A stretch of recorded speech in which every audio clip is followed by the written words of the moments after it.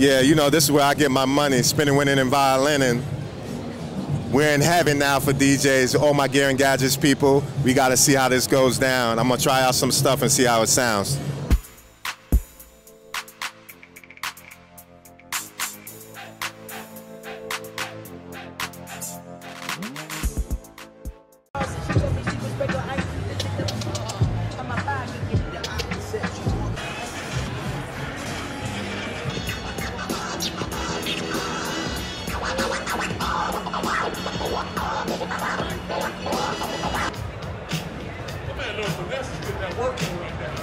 So the DJ section in NAMM 22 had a lot for DJs, all kind of DJs, turntablists, mobile DJs.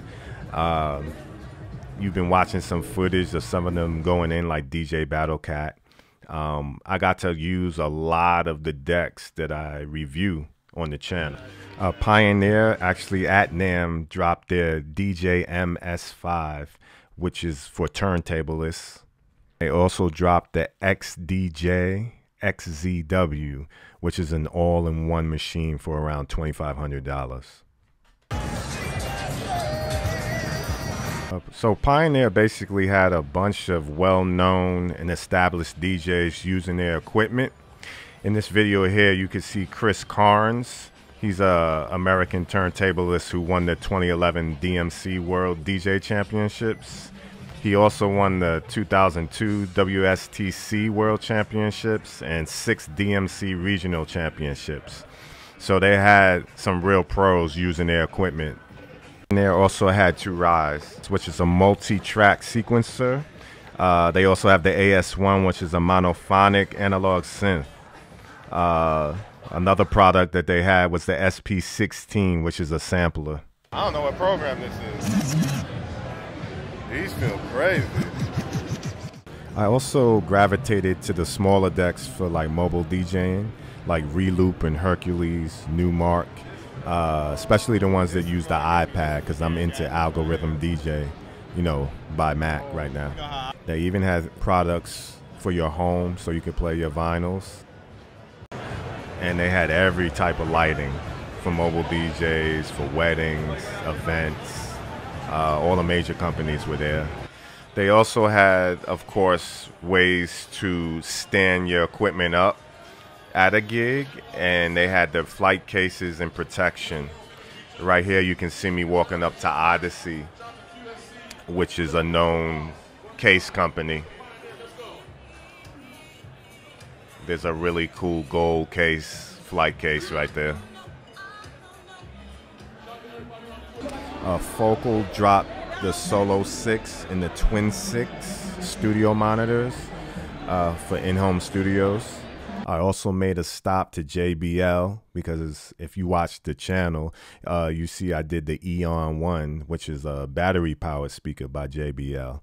But as I was there, we were lucky enough to get an interview from a rep, Brendon, at JBL, and he let us know about the new speakers that are coming out this year or the end of this year. Check it out. So we're here at JBL.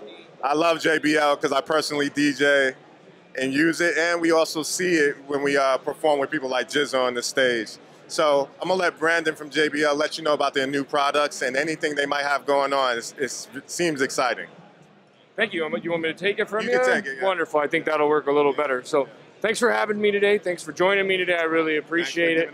I love talking about speakers. I could do it all day. So today we'll talk about some of the ones that I've created over the last year here. Okay. We'll start here on the left, right? This is our PRX1. This is a brand new system that we came out with in August.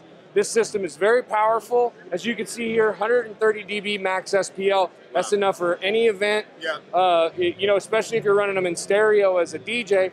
But the beauty is on the backside too, we also have a nice built-in mixer. So if you were a singer-songwriter or a standard performer, you could use this as your go-to rig, right? Your rig where you're playing with this all the time. You're plugging in your microphones, your violin or your guitar, your keyboard, whatever have you. It's a full range system. You got your subwoofer here. It's a 12-inch subwoofer and 12 2.5-inch tweeters. It gets very good throw, long distances. How many people? If you're using them in a stereo conversation, easily 400 or more, easily. Wow. So it'll power a whole wedding. I have multiple people who've done weddings with them and sing their praises in that role. They do great there, but they're also double duty for somebody like you who you DJ if you had a pair of these and then you just took one out to do a violin gig or something like that. Fits that really well. Ton of built-in DSP, like automatic feedback suppression, 8-band output EQ, so you can really cater the speaker to sound how you want it to, not how I want you to sound. You know what I mean?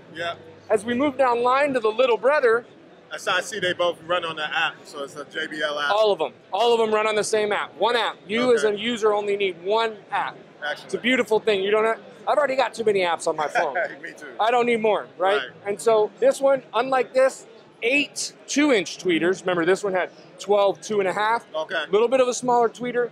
This uses what's called a C-shaped array to get really good vertical and horizontal dispersion.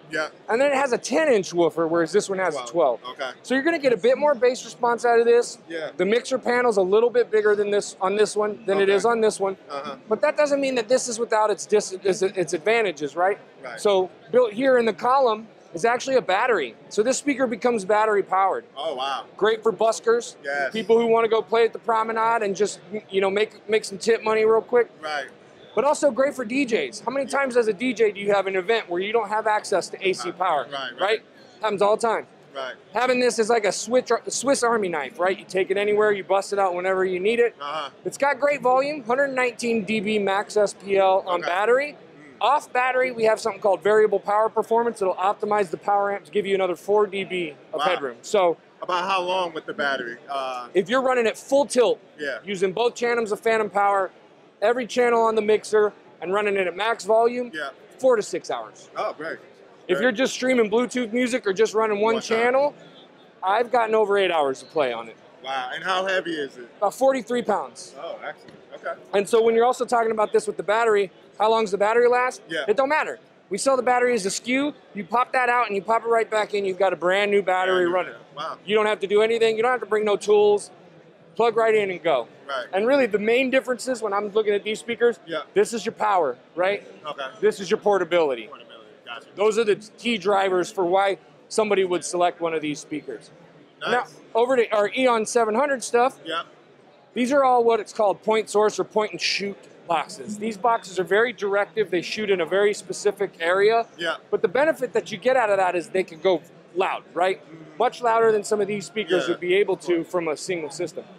Obviously, this is an 18-inch subwoofer. This is what everybody loves, especially the DJs. This is how you rumble the room. This is how you make people feel it in their chest, right? Of course. And then, of course, this comes in a 15, 12, and a 10-inch model. So you can mix and match to your preference. One of my personal preferences, I love the 12 with the 18. 12s are nice and portable. The 18 sounds great. They mix real well together. Easy to use. These also have Bluetooth audio streaming. So you can stream audio to them, run audio from the speaker to the subwoofer, whatever you want to do. It's a real powerful feature. And again, they all work in that same application. What's the price range on these? I don't know. Prices change all the time. Got you. So anywhere from like 5 to 700, and then I don't know where the subwoofer is now. It might be in the $1,000 range. But usually you'll only need one. Unless you're one of those that wants two. And I'm not judging those people. Those are my people. So, but besides that, that's the roundup. That's what you're looking at. Oh, excellent. So it's the Eon 750. Eon 700 is what I call these. The 715 is the 15-inch specific model. Gotcha. And then as you change to the 12 and the 10. And then this is 718S because it's an 18-inch subwoofer. Beautiful. Beautiful. And that's your lineup, man. And when did these come out? Did these come out? We dropped these in November. In November. Yep. Wow. So So they've been out a little bit, but the problem with launching product or talking about product nowadays is the supply chain that we've all heard about and we're all sick of hearing about. Well, it really is real. And it's hard to get all the componentry needed to be able to put these out. You should be able to find these relatively anywhere here in North America. If they're not in, they're coming soon. We've had a lot come out and then go out of stock and then go back in stock. And, you know, all I know is they're built in Mexico and we're running off about 90 of them an hour. So,